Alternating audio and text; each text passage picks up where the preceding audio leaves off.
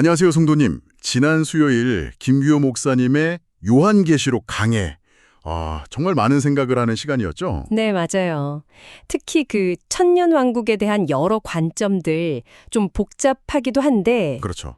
그중에서도 목사님께서 좀 깊이 다뤄주신 역사주의적 전천년설에 대해서 오늘은 좀 더 파고들어 보려고 합니다. 좋습니다. 그게 사실 종말론 하면 어렵게만 느껴질 수 있는데 목사님 설명을 들으면서 이게 그냥 이론이 아니라 초대교회 신앙이랑 바로 연결되는 거구나 싶더라고요. 맞아요. 그래서 그 핵심이 뭔지, 또 우리 신앙 여정에 어떤 의미가 있는지 오늘 같이 되짚어보면 참 좋겠다는 생각이 들었습니다. 네, 이 관점이 왜 중요하고 또 우리 삶에 어떤 도전을 주는지 명확히 해보는 시간이 되면 좋겠네요. 좋습니다. 그럼 목사님 강의를 따라서 역사주의적 전천년설의 세계로 한번 들어가 볼까요? 이 관점이 성경을 어떻게 보는지, 또 오늘 사는 우리에게 어떤 메시지를 주는지 거기에 좀 집중해 보겠습니다. 자, 그럼 먼저 역사주의적 전천년설, 이게 대체 뭐냐? 그 핵심부터 짚어봐야겠죠? 목사님께서 그러셨잖아요. 예수님이 다시 오신 후에 천년왕국이 시작된다. 네, 그 점은 이제 흔히 듣는 세대주의적 전천년설과 같아요. 재림 후에 천년왕국이 온다는 건 공통점이죠. 근데 결정적으로 다른 지점이 있었어요. 이게 그냥 시점의 문제만은 아니더라고요. 맞습니다. 가장 큰 차이점, 그 핵심 구분점은 바로 교회가 환란을 통과하느냐 마느냐 이거 하고요. 또 하나는 하나님의 구원 계획에서 교회의 위치를 어떻게 보느냐 여기에 있어요. 환랑 통과 여부랑 교회의 역할. 네, 역사주의적 전천년설은 교회가 그 마지막 7년 환란 있잖아요. 그걸 겪은 뒤에 예수님이 재림하시고 바로 그때 성도들의 휴거가 일어난다고 봐요. 그래서 환란 후 휴거설이라고도 불리는 거군요. 그렇죠. 반면에 세대주의는 교회가 환란 전에 비밀리에 이렇게 싹 들림 받아서 환란을 안 겪는다. 이런 입장이니까요. 와, 정말 큰 차이네요. 여기서 또 중요한 관점 차이가 나오죠. 이스라엘하고 교회를 어떻게 보느냐는 문제예요. 그렇습니다. 세대주의는 아무래도 이스라엘 민족하고 교회를 좀 분리해서 생각하는 경향이 강하죠. 이스라엘을 위한 어떤 독자적인 계획이 있다. 이렇게 간주하고요. 네, 그렇죠. 하지만 역사주의적 전천년설은 하나님의 구원 역사의 중심에 교회를 둡니다. 유대인, 이방인 구분 없이 예수님 안에서 하나 된 세 사람. 바로 이 교회가 구원 계획의 핵심 주체다. 이렇게 보는 거죠. 목사님이 에베소서 2장 말씀 인용하시면서 설명하신 게 바로 이 지점이군요. 네, 맞습니다. 근데 이 관점이 왜 역사주의적이라고 불리는지 그 배경 설명도 참 흥미로웠어요. 그냥 오래돼서 그런 게 아니었죠. 네, 목사님께서 그 부분을 강조하셨죠. 뿌리가 아주 깊어요. 2세기, 3세기, 그 유스티누스나 이레니우스 같은 초대교회 지도자들 있잖아요. 네네, 교부들. 그분들은 예수님이 재림하셔서 이 땅에 천년왕국 세우실 거라고 분명히 믿었어요. 그리고 더 중요한 건 교회가 환란을 통과하면서 믿음을 지켜야 한다고 가르쳤다는 점이에요. 당시엔 환난 전에 교회가 쏙 빠져나간다. 이런 개념 자체가 아예 없었다는 거군요. 네, 없었어요. 그게 바로 역사주의적 전천년설의 원형이라고 할 수 있죠. 근데 중간에 신학적인 흐름이 좀 바뀌었잖아요. 오리겐의 비유적 해석 같은 거 나오고 또 어거스틴의 무천년설. 맞아요. 천년왕국이 문자 그대로 천년이 아니라 그냥 영적인 교회 시대를 의미한다. 이런 해석이 등장하면서 중세 천년 동안은 전천년설 자체가 주류에서 좀 밀려났었죠. 네, 그랬다고 하셨죠. 그러다가 이제 16세기 종교개혁 이후로 성경을 다시 문자 그대로 보려는 움직임이 일면서 초대교회의 그 전천년 신앙이 다시 주목받기 시작한 거예요.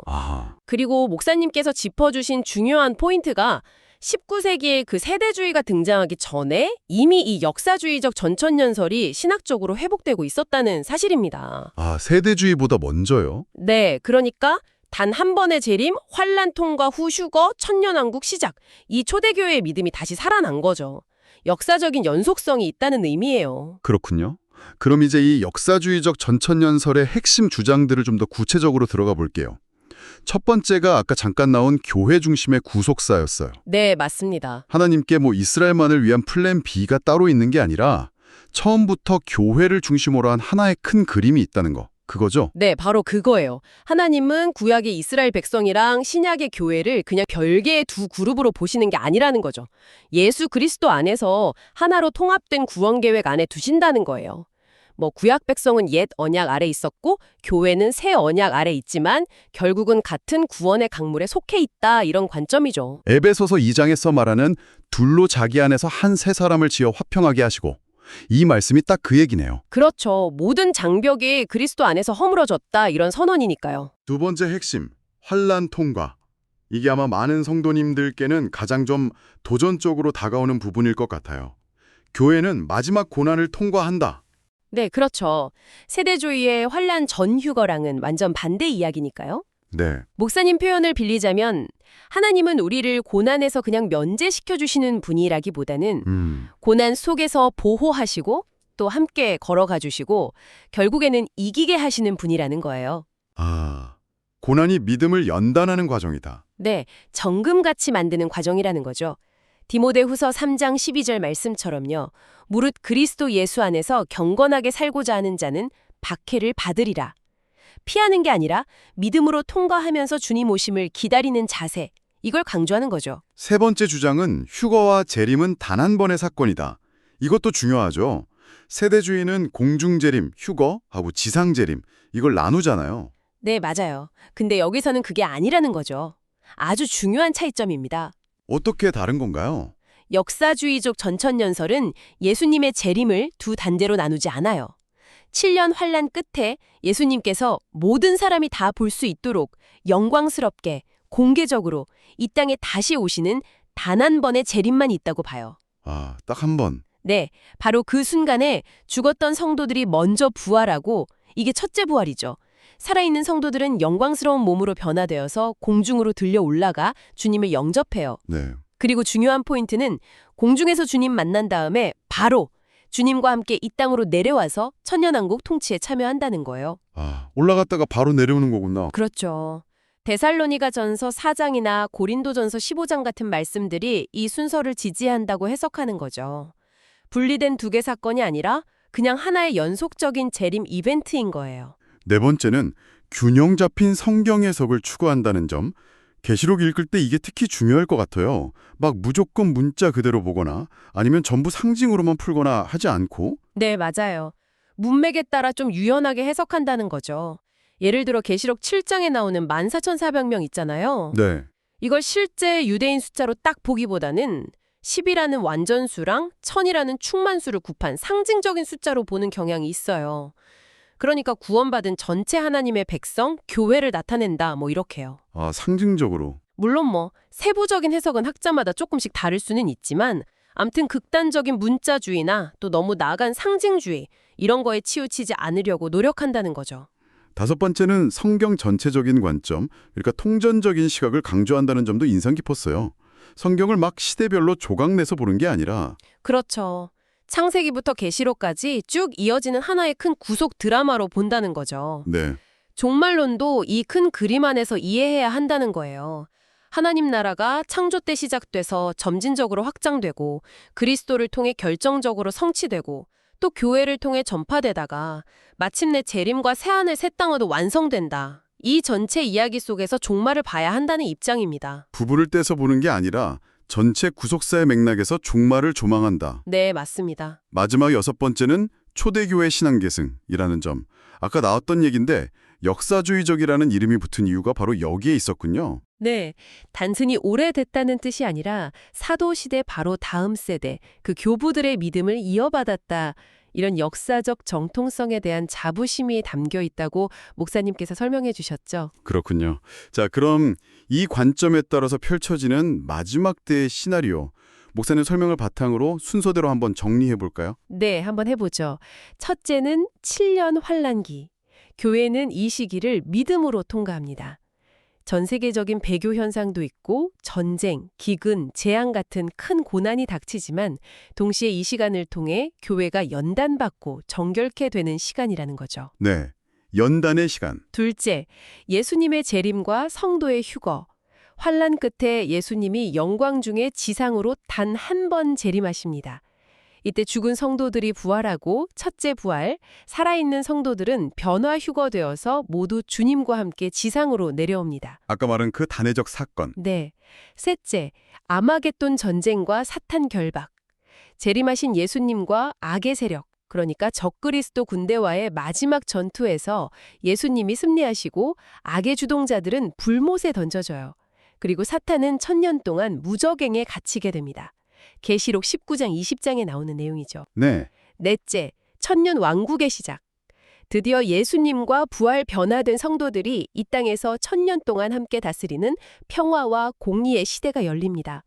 자연도 회복되고 예배 중심의 통치가 이루어지죠. 근데 중요한 건 이게 아직 영원한 상태는 아니라는 거예요. 아, 천년왕국이 끝이 아니군요. 그렇죠. 다섯째, 사탄의 마지막 반란과 최후 심판. 천년왕국 끝날 무렵에 사탄이 잠시 풀려나서 사람들을 미혹해서 마지막 반역, 곡과 마곡 전쟁을 일으킵니다. 하지만 즉시 진압되고 사탄은 영원한 불못에 던져지게 되죠. 이것도 계시록 20장에 나오고요. 네. 여섯째, 악인의 부활과 백보좌 심판. 그 후에 모든 불신자들이 부활해서 하나님의 그 백보좌 심판대 앞에 서게 됩니다. 그리고 각자의 행위와 생명책 기록에 따라서 영원한 운명이 결정돼요. 생명책에 이름이 없는 자는 불못, 즉 둘째 사망에 들어가게 되는 거죠. 이것도 계시록 20장 후반부 내용입니다. 아, 심판. 그리고 일곱째, 마침내 새 하늘과 새 땅. 현재의 우주는 사라지고 죄와 고통, 죽음이 전혀 없는 완전한 새 하늘과 새 땅에 도래합니다. 하나님이 그의 백성과 영원히 함께 거하시는 구속사의 최종 완성이 이루어지는 거죠. 계시록 21장, 22장의 내용입니다. 와, 정말 장대한 시나리오네요. 근데 목사님께서 이 관점의 장점과 한계점도 균형 있게 짚어주셨어요. 장점으로는 무엇보다 균형을 강조하셨죠? 네, 고난을 통해 믿음이 연단된다는 점을 부각시켜서 십자가 신앙을 붙들게 하고 현실의 어려움 속에서도 소망을 잃지 않도록 돕는다는 점. 이게 큰 장점이죠. 네. 그리고 성경 전체를 통으로 보면서 이스라엘과 교회를 통합적으로 이해하게 하고 특정 민족 중심의 해석에서 벗어나게 한다는 점도 강점이고요. 또 막 극단적인 시한부 종말론이나 너무 문자주의적인 해석에 빠지지 않게 한다는 거. 그래서 현실 도피가 아니라 책임감 있는 신앙생활을 강조한다는 점도 중요합니다. 불필요한 공포보다는 준비된 삶을 살게 하는 거죠. 반면에 한계점도 솔직하게 언급하셨어요. 계시록 해석 자체가 좀 어렵다 보니까 어디까지가 상징이고 어디까지가 문자인지 그 기준이 좀 모호할 수 있다. 그래서 해석이 다양해지고 이게 성도들에게 혼란을 줄 수도 있다. 이런 지적이셨죠? 그렇죠. 또 다른 한계점으로는 고난과 인내를 너무 강조하다 보면 혹시 성령의 능력이나 부흥, 하나님과의 친밀함에서 오는 기쁨, 또 승리하는 삶 같은 좀 긍정적이고 소망적인 측면이 약화될 수 있다는 우려도 제기되었어요. 아, 너무 무겁게만 느껴질 수도 있다. 네, 자칫 종말 신앙이 너무 두렵고 무거운 것으로만 흐를 위험도 있다는 거죠. 그리고 또 중요한 거, 계시록 12장에 나오는 예비처 있잖아요. 네, 예비처. 이걸 막 문자적인 피난 장소로 오해해서 현실 도피처를 찾으려는 시도, 이건 잘못된 거라고 목사님께서 분명히 선을 그으셨어요. 아, 그렇죠. 그 부분 강조하셨죠. 예비처는 물리적인 공간이 아니라 환난 중에도 신실한 자들을 지키시는 하나님의 보호하심, 혹은 영적 공동체 이런 걸 상징하는 것으로 이해해야 한다고 하셨죠.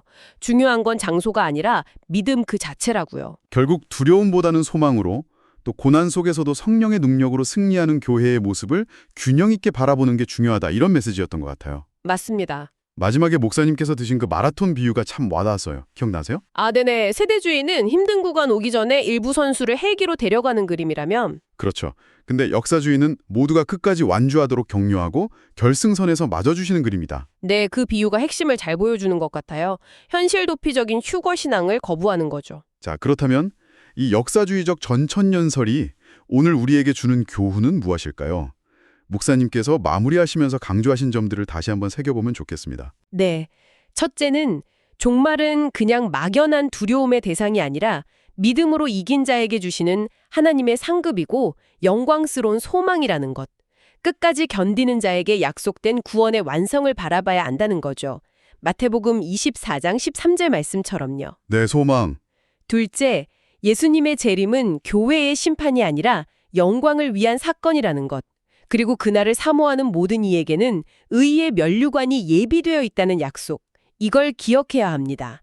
디모데후서 4장 8절이죠. 의의 면류관. 셋째, 하나님 나라는 미래에만 임하는 게 아니라 이미 지금 여기서 우리 안에 또 우리 삶 속에서 시작되고 확장되고 있다는 사실.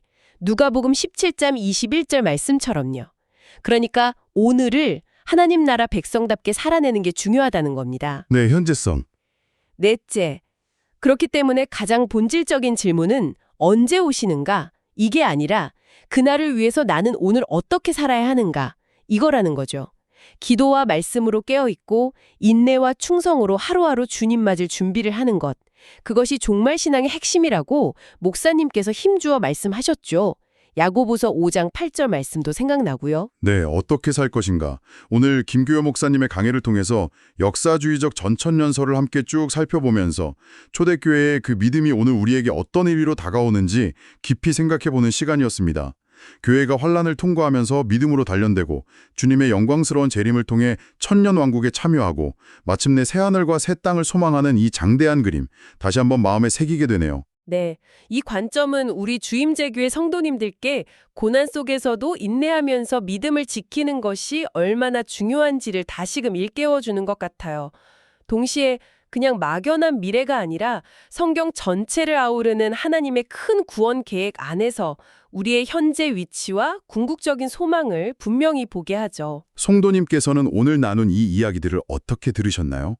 이 역사주의적 전천년설의 관점이 오늘 성도님의 삶과 신앙에 어떤 도전과 또 위로를 주는지 잠시 묵상해 보시면 어떨까 싶습니다. 단순히 환란을 견뎌야 한다는 어떤 부담감을 넘어서서 어떻게 소망 가운데 주님의 다시 오심을 준비하면서 오늘을 살아갈 것인가? 이 질문을 품고 살아가는 우리 모두가 되기를 바랍니다. 네, 다음에도 목사님의 귀한 말씀을 통해 얻는 통찰들을 함께 나누면서 성도님을 찾아뵙도록 하겠습니다. 오늘도 주님 안에서 평안하시기 바랍니다.